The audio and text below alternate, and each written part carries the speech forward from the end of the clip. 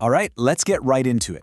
On July 23, 2026, President Cyril Ramaphosa dropped a policy document that is, frankly, going to fundamentally change the landscape of South African infrastructure. We're talking about the National Water Action Plan.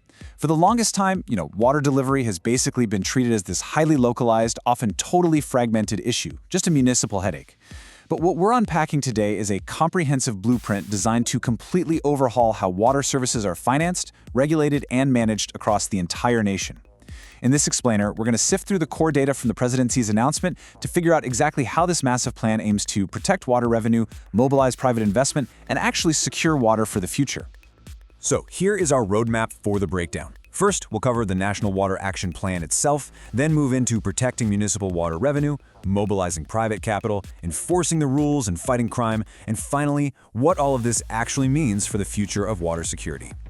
Okay, Part 1. The National Water Action Plan, shifting the paradigm. The main engine driving this entire initiative is a brand new body called the National Water Crisis Committee, or WaterCom for short. Chaired directly by the president, their whole mandate is to combine those urgent, immediate firefighting interventions with much-needed long-term institutional, financial, legal, and regulatory reforms.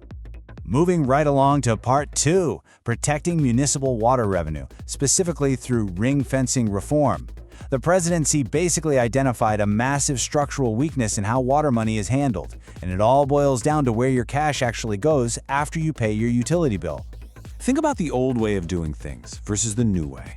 Historically, the revenue collected from water users just isn't protected. It can be, and often is, diverted to finance entirely unrelated municipal functions. And, well, what happens then?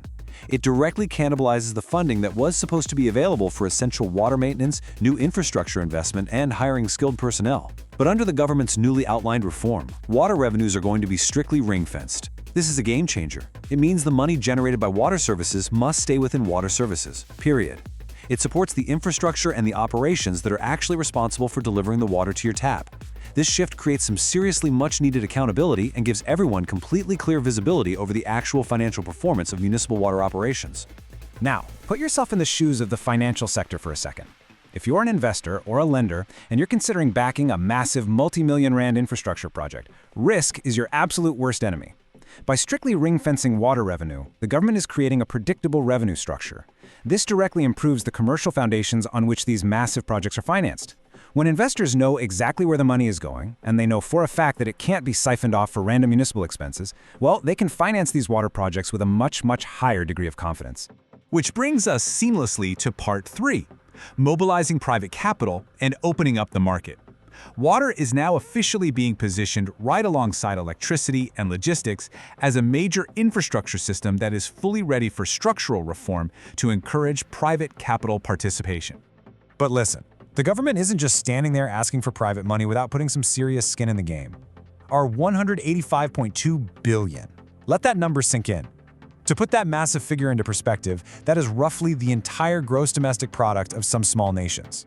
And it is entirely committed to water and sanitation over just 3 years in the 2026 budget.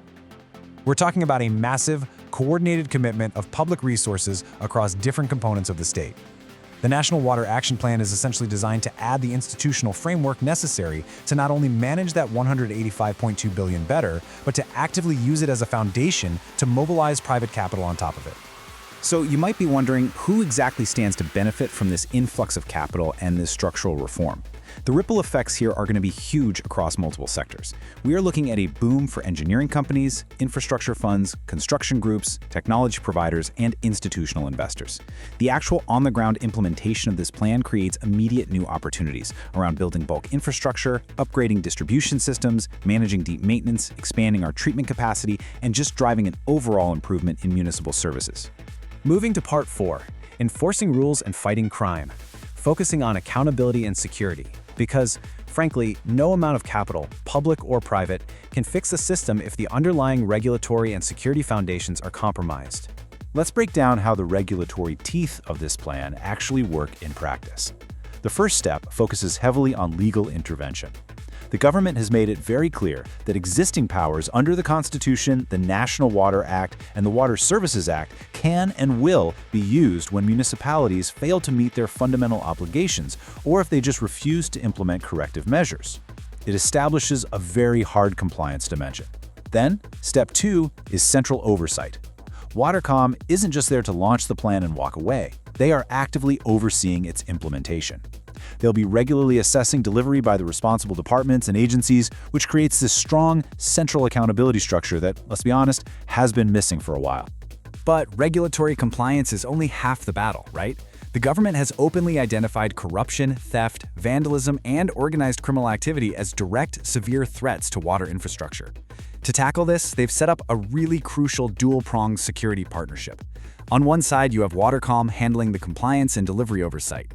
On the other side, the National Joint Operational and Intelligence Structure steps in to specifically target criminality. This explicitly includes tackling corruption associated with water tankers and construction-related criminal networks. Protecting this infrastructure is absolutely vital, because repeated vandalism and theft directly undermine all that capital expenditure we just talked about, spiking maintenance costs and destroying asset reliability. Finally, Part 5, the future of water security and the broader market implications. Let's zoom out for a second and look at the macroeconomic signals this entire national reform program is sending to the market. The most crucial point is what this actually means out there in the real world for key stakeholders. For businesses, reliable water infrastructure is literally the bedrock of the economy. It is absolutely fundamental for manufacturing, mining, agriculture, property development, and tourism to thrive. For municipalities, the days of opaque, confusing finances are ending. The direction is clearly pointing toward much stronger financial discipline, strict accountability, and heavy scrutiny over how every drop of water revenue is managed. And for investors, the signal is loud and clear. The government has an explicit intention to combine public investment with private capital by thoroughly reforming the institutional structures that surround water delivery. Of course, implementation is ultimately going to determine the plan's true impact, but the framework released by President Ramaphosa sets a definitive, aggressive new course. Which leaves us with this final thought to chew on. Will treating water as a national investment and regulatory priority, rather than just leaving it as a localized municipal challenge, be the ultimate key to South Africa's water security? It's a fascinating shift in policy, and it's one that's going to reshape the country's infrastructure landscape for decades to come. Thank you so much for joining me for this explainer today. Keep learning, and I'll catch you next time.